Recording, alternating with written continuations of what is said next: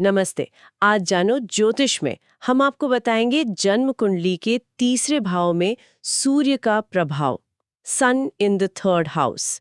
तो चलिए इस दिलचस्प विषय की गहराई में उतरते हैं। ज्योतिष में देखिए हर भाव का अपना महत्व है ना?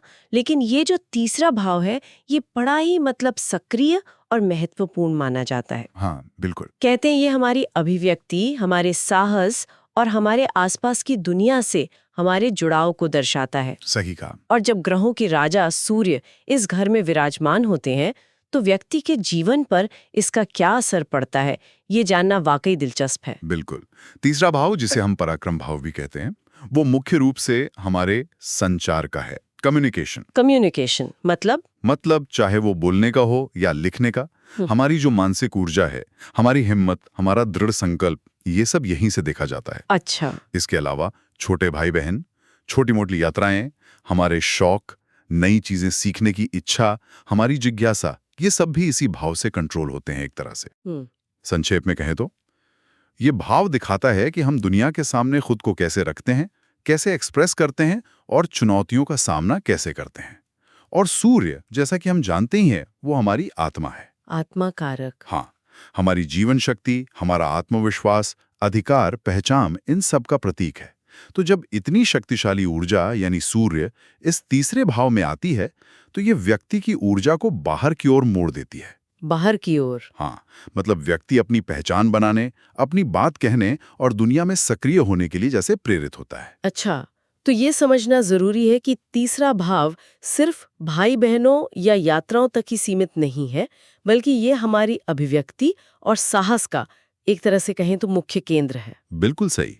आपने कहा कि ये हमारी मानसिक ऊर्जा और जिज्ञासा को भी दर्शाता है। इसका मतलब ये हमारी बुद्धि और सीखने की क्षमता से भी जुड़ा है। हाँ, बिल्कुल। तीसरा भाव हमारी व्यवहारिक बुद्धि, हमारी तर्क क्षमता और नई जानकारी को ग्रहण करने की हमारी उत्सुकता को दिखाता है। अच्छा। ये वो भाव है जो हमें सवाल पूछने, जांच पड़ताल करने और अपना ज्ञान बढ़ाने के लिए प्रेरित करता है। यहाँ सूर्य का होना व्यक्ति की जो बौद्धिक जिज्ञासा है उसको और तेज कर सकता है, उसे ज्ञान की खोज में लगा सकता है। एक और बात जो ज्योतिष में अक्सर सुनने को मिलती है, वो ये कि तीसरा भाव उपचय भाव है। हाँ, उपचय। और यहाँ सूर्य जैसे क्रूर ग्रह अच्छा फल देते हैं। ऐसा क्यों माना जाता है? इसका क्या मतलब है? देखिए, ये एक बहुत महत्वपूर्ण बिंदु है। उपचय भाव तीसरा, छठा, 10वां, 11वां, ये वो भाव होते हैं जो समय के साथ, मतलब प्रयास और अनुभव के साथ बेहतर होते जाते हैं। अच्छा, मेहनत से? हाँ, इनमें सफलता तुरंत नहीं मिलती, बल्कि मेहनत और संघर्ष के बाद मिलती है। और तीसरे भाव में साहस, पराक्रम, प्रयास की जरूरत होती है। तो सूर्य, मंगल, शनि जैसे ग्रह, जिन्हें नैसर्गिक रूप से क्रूर या थोड़ा कठोर माना जाता है, वे यहाँ व्यक्ति को वो जरूरी दृढ़ता देते हैं। कंपटीशन की भावना, चुनौतियों से लड़ने की हिम्मत। हाँ, देते हैं। वो व्यक्ति को एक्टिव बनाते हैं और अपने लक्ष्यों को पाने के लिए मेहनत करने को प्रेरित करते हैं। इसीलिए यहाँ सूर्य की उपस्थिति को अक्सर बहुत सकारात्मक माना जाता है। अच्छा, यानी यहाँ सूर्य की ऊर्जा व्यक्ति को मेहनत करने और आगे बढ़ने के लिए प्रेरित करती है। तो चलिए अब इसके सकारात्मक पहलुओं पर और गहराई से नजर डालते हैं। सबसे पहले संचार कौशल की बात करते हैं। क्या इसका मतलब है कि ये लोग अपनी बात मनवाने में माहिर होते हैं? हाँ, कह सकते हैं, काफी हद तक। तीसरे भाव में सूर्य व्यक्ति को स्वाभाविक रूप से एक प्रभावशाली संचारक बनाता है। प्रभावशाली? हाँ, उनकी वाणी में एक अधिकार होता है, एक स्पष्टता, एक आत्मविश्वास झलकता है। चाहे वो बोल रहे हों, लिख रहे हों या किसी भी तरह से अपने विचारों को व्यक्त कर रहे हों, वो अक्सर अपनी छाप छोड़ने में कामयाब होते हैं। अच्छा। उनमें दूसरों को अपने विचारों से सहमत करने और प्रेरित करने की मतलब एक अद्भुत क्षमता हो सकती है। ये उन्हें सेल्स, मार्केटिंग, टीचिंग या सार्वजनिक भाषण जैसे क्षेत्रों में सफल बना सकता है। और यही आत्मविश्वास उनके सामाजिक व्यवहार में भी दिखता होगा। शायद वे महफिलों में आकर्षण का केंद्र बन जाते हो। बिल्कुल। सूर्य का तेज उन्हें सामाजिक परिस्थितियों में स्वाभाविक रूप से आत्मविश्वासी बनाता है। वे अपनी राय रखने में संकोच नहीं करते, बल्कि आगे बढ़कर अपनी बात कहते हैं। उनमें नेतृत्व करने की एक सहज प्रवृत्ति होती है। किसी समूह में वे अक्सर पहल करने वाले या जिम्मेदारी उठाने वाले व्यक्ति होते हैं। अच्छा। ये स्थिति उन्हें न सिर्फ सामाजिक रूप से लोकप्रिय बनाती है, बल्कि जीवन की चुनौतियों का सामना करने का साहस भी देती है। वे शारीरिक और मानसिक रूप से बलवान हो सकते हैं, जिसे हम पराक्रमी और बली होना कहते हैं। सही। तीसरा भाव भाई बहनों का भी कारक है। तो क्या सूर्य यहाँ भाई बहनों के साथ रिश्तों को मजबूत करता है? सामान्यतः सूर्य की उपस्थिति अक्सर छोटे भाई बहनों के साथ एक मजबूत और गर्मजोशी भरा रिश्ता दर्शाती है। अच्छा। ऐसा व्यक्ति अपने भाई बहनों के प्रति बहुत प्रोटेक्टिव हो सकता है, सहायक हो सकता है, उनकी मदद के लिए हमेशा तैयार रहता है। यहाँ तक कि चचेरे भाई बहनों के साथ भी अच्छे संबंध हो सकते हैं। हालांकि एक बात है, सूर्य की जो अधिकार जताने वाली प्रकृति है, हाँ। उसके कारण कभी-कभी वे अपने भाई बहनों पर थोड़ा हावी होने की कोशिश कर सकते हैं या उनके जीवन में जरूरत से ज्यादा दखल दे सकते हैं, भले ही उनका इरादा नेक हो। मतलब गाइड करने की कोशिश करते होंगे। हाँ, बिल्कुल, एक मार्गदर्शक की भूमिका निभाना चाहते हैं। लेकिन क्या ये हमेशा सच होता है? क्योंकि मैंने सुना है कुछ ज्योतिषीय ग्रंथों में अलग बातें भी कही गई हैं, खासकर भाई बहनों के संबंध में। आपने बिल्कुल सही मुद्दा उठाया। देखिए, ज्योतिष में कोई भी नियम पत्थर की लकीर नहीं होता। सही। जहां सामान्य तौर पर अच्छे संबंध माने जाते हैं, वहीं जीवनाथ जैसे कुछ प्राचीन ग्रंथों में कहा गया है कि तीसरे भाव में सूर्य होने पर व्यक्ति को अपने सगे भाइयों से निरंतर दुख मिल सकता है। ओहो, दुख। हाँ, और कुछ अन्य ग्रंथ जैसे मानसागरी या सारावली में तो यहां तक कहा गया है कि हो सकता है व्यक्ति के भाई हो ही ना। अच्छा। तो ये बहुत कुछ इस पर निर्भर करता है कि सूर्य किस राशि में है, उस पर किन ग्रहों की दृष्टि है और कुंडली के बाकी योग क्या कहते हैं। इसलिए किसी एक स्थिति से अंतिम निष्कर्ष निकालना सही नहीं है। ये ज्योतिष की जटिलता और गहराई को दिखाता है। ये जानना वाकई जरूरी है कि ज्योतिष में अलग-अलग मत भी होते हैं। अच्छा, अब बात करते हैं सीखने की इच्छा और जिज्ञासा की। क्या सूर्य यहाँ व्यक्ति को हमेशा कुछ नया सीखने के लिए प्रेरित करता है? निश्चित रूप से सूर्य की ऊर्जा तीसरे भाव की जो बौद्धिक जिज्ञासा है, उसको और भड़का देती है, तेज कर देती है। ऐसे लोग ज्ञान के प्यासे होते हैं, आजीवन कुछ न कुछ सीखते रहना चाहते हैं। उन्हें पढ़ना, लिखना, बहस करना, पहेलियां सुलझाना या कोई भी ऐसी गतिविधि पसंद होती है जो उनके दिमाग को चुनौती दे। वे नई जानकारी और नए विचारों के प्रति बहुत खुले होते हैं। उनकी बुद्धि तेज होती है, जिसे हम कुशाग्र बुद्धि कहते हैं, चीजों को जल्दी समझने और विश्लेषण करने की क्षमता। और छोटी यात्राओं का क्या? क्या इन्हें घूमना फिरना बहुत पसंद होता है? हाँ, अक्सर ऐसा होता है। तीसरे भाव में सूर्य छोटी यात्राओं का शौकीन बना सकता है। अच्छा। ये यात्राएं सिर्फ घूमने फिरने के लिए नहीं होती, बल्कि अक्सर ज्ञान प्राप्ति, अनुभव बढ़ाने या किसी काम के सिलसिले में होती हैं। मतलब उद्देश्यपूर्ण यात्राएं। हाँ, उद्देश्यपूर्ण। इन यात्राओं से उन्हें नए दृष्टिकोण मिलते हैं, दुनिया को समझने में मदद मिलती है। यात्रा करना उनके जीवन का एक जरूरी हिस्सा बन सकता है, जिससे उन्हें लगातार नई ऊर्जा और प्रेरणा मिलती रहती है। और करियर के लिहाज से आपने पहले राजनीति और लोक सेवा का जिक्र किया था। क्या नेतृत्व क्षमता इनकी स्वाभाविक होती है? हाँ, बिल्कुल। अपने आत्मविश्वास, बेहतरीन संचार कौशल और पहल करने की क्षमता के कारण ये लोग अक्सर नेतृत्व की भूमिकाओं में सफल होते हैं। राजनीति, सरकारी नौकरी, प्रशासनिक सेवाएं मतलब एडमिनिस्ट्रेटिव सर्विसेज, इनके लिए अच्छे क्षेत्र हो सकते हैं। उन्हें सत्ता और अधिकार पसंद होता है और वे अधिकारियों या सरकार से मान सम्मान पाना चाहते हैं। अच्छा। इसके अलावा उनकी जो संगठित कार्यशैली है और साहस, वो उन्हें सेना या रक्षा सेवाओं, डिफेंस सर्विसेज के लिए भी उपयुक्त बनाता है। योजना बनाने और उन्हें लागू करने में माहिर होने के कारण वे मैनेजमेंट के क्षेत्र में भी उत्कृष्ट प्रदर्शन कर सकते हैं। विवाह के बाद के जीवन पर भी क्या कोई खास असर देखने को मिलता है? हाँ, कुछ ज्योतिषीय व्याख्याओं के अनुसार विवाह के बाद ऐसे व्यक्तियों के जीवन में और अधिक सकारात्मक बदलाव आ सकते हैं।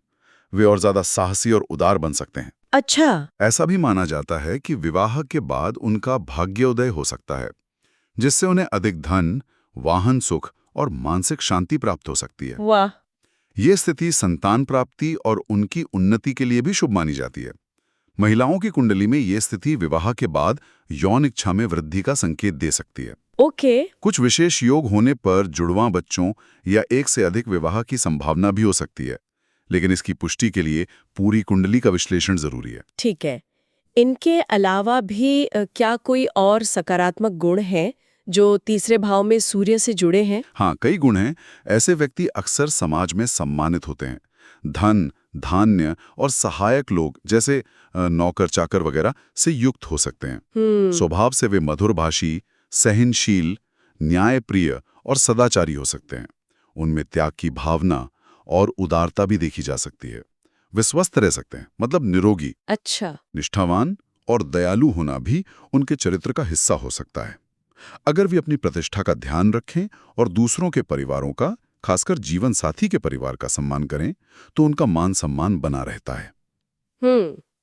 कला, संगीत, नाटक जैसी जो प्रदर्शन कलाएं हैं, परफॉर्मिंग आर्ट्स, उनमें भी उनकी गहरी रुचि हो सकती है। वे महत्वाकांक्षी होते हैं और जीवन में लगातार आगे बढ़ने और सफलता पाने की तीव्र इच्छा रखते हैं। ये तो हुई सकारात्मक पक्ष की बात, जो काफी प्रभावशाली है। लेकिन जैसा कि हर स्थिति के साथ होता है, कुछ चुनौतियां और नकारात्मक पहलू भी जुड़े होंगे। वे क्या हैं? बिल्कुल, संतुलन प्रकृति का नियम है। पहली चुनौती जो अक्सर सामने आती है, वो है रिश्तों में दबदबा बनाने की प्रवृत्ति, डोमिनेंस। डोमिनेंस, अच्छा। हाँ, सूर्य का अधिकार भाव कभी-कभी अहंकार में बदल सकता है, जिससे व्यक्ति भाई बहनों, दोस्तों या सहकर्मियों पर हावी होने की कोशिश कर सकता है। उन्हें अपनी बात मनवाने की इतनी इच्छा होती है कि वो दूसरों की भावनाओं या विचारों को नजरअंदाज कर सकते हैं। यहाँ सहानुभूति, एम्पैथी के साथ अपनी मुखरता, असर्टिवनेस को संतुलित करना सीखना बहुत जरूरी है। तो क्या अहंकार, मतलब ईगो इश्यूज, एक बड़ी समस्या बन सकता है? हाँ, ये एक मुख्य चुनौती हो सकती है। तीसरे भाव में सूर्य आत्मविश्वास को जरूरत से ज्यादा बढ़ा सकता है, जिससे व्यक्ति अहंकारी या आत्ममुग्ध हो सकता है। उन्हें लग सकता है कि वे हमेशा सही होते हैं और दूसरों की सलाह या दृष्टिकोण सुनने को तैयार नहीं होते। इससे आपसी संबंधों में तनाव और गलतफहमियां पैदा हो सकती हैं। विनम्रता का अभ्यास करना उनके लिए फायदेमंद साबित हो सकता है। और क्या इनकी तेज मानसिक ऊर्जा कभी-कभी बेचैनी या अधीरता का रूप ले लेती है? हाँ, ऐसा हो सकता है।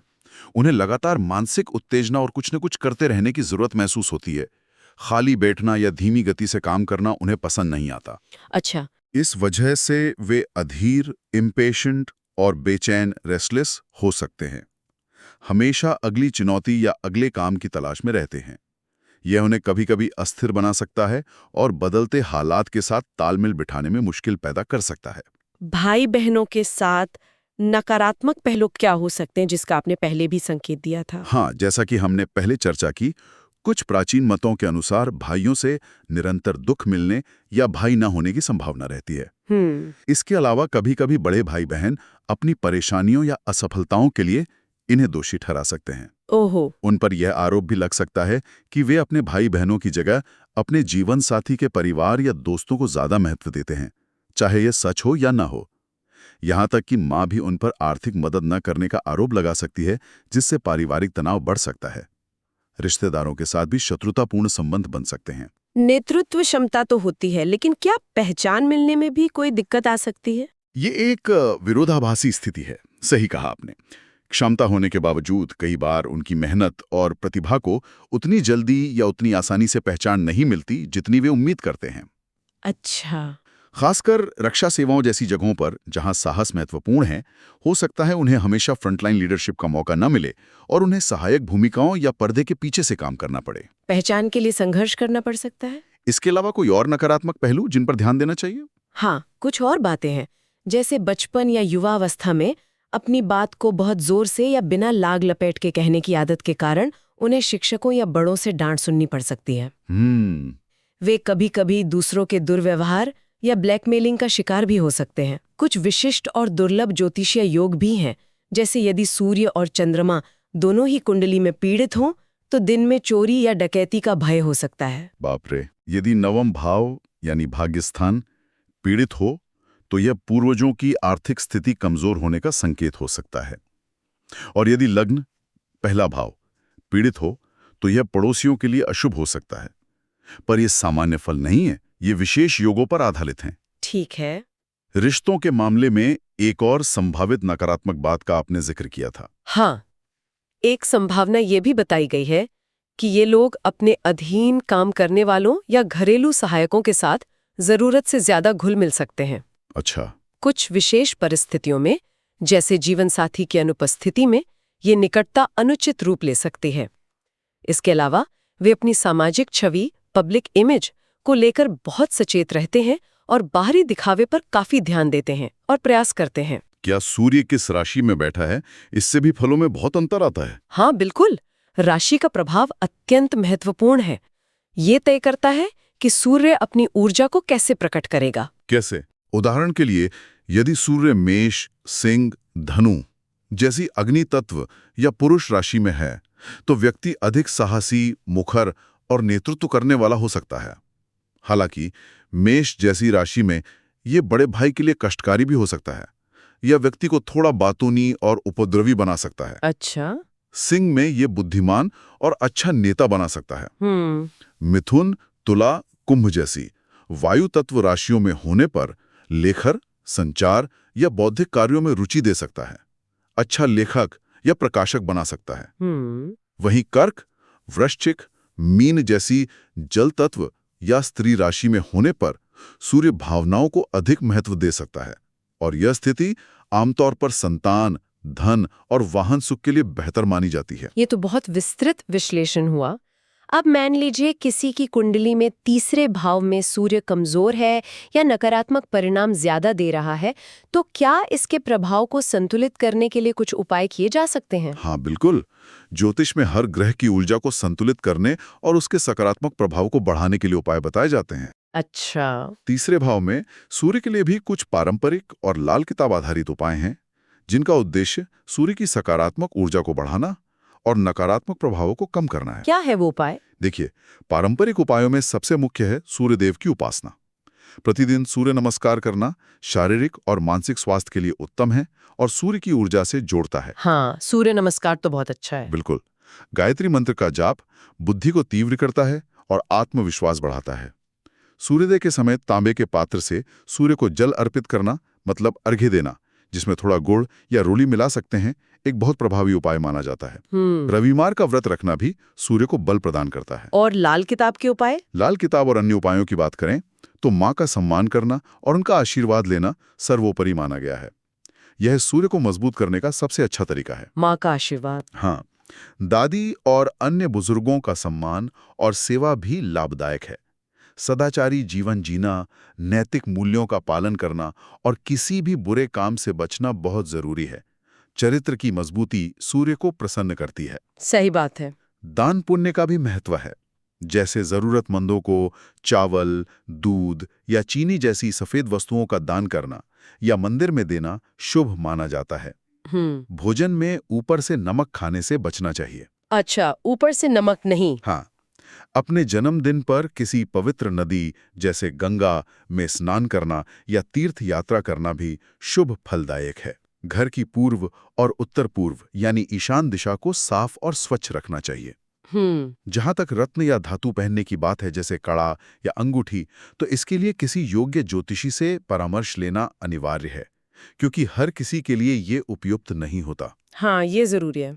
और अंत में, चूंकि तीसरा भाव भाई बहनों का है, तो उनसे अच्छे संबंध बनाए रखना भी सूर्य के शुभ फलों को बढ़ाने में सहायक होता है। तो कुल मिलाकर देखें तो तीसरे भाव में सूर्य एक दोधारी तलवार की तरह है। ये व्यक्ति को असाधारण संचार कौशल, अटूट साहस, नेतृत्व क्षमता और निरंतर सीखने की ललक दे सकता है, जिससे वो जीवन में बहुत सफल हो सकता है। बिल्कुल। यह स्थिति व्यक्ति को अपनी आवाज बुलंद करने, अपनी पहचान बनाने और दुनिया पर अपनी छाप छोड़ने की क्षमता देती है। लेकिन इसके साथ ही अहंकार, दूसरों पर हावी होने की प्रवृत्ति और अधीरता जैसी चुनौतियां भी आती हैं। इसलिए आत्म जागरूकता और अपनी ऊर्जा को सही दिशा में लगाना यहाँ अत्यंत महत्वपूर्ण हो जाता है। सहानुभूति और विनम्रता के साथ अपने आत्मविश्वास का उपयोग करना ही सफलता की कुंजी है। ये सचमुच एक शक्तिशाली स्थिति है, जो व्यक्ति को अपनी अभिव्यक्ति की शक्ति का एहसास कराती है और इसे दुनिया में अपनी जगह बनाने के लिए प्रेरित करती है। निश्चित रूप से।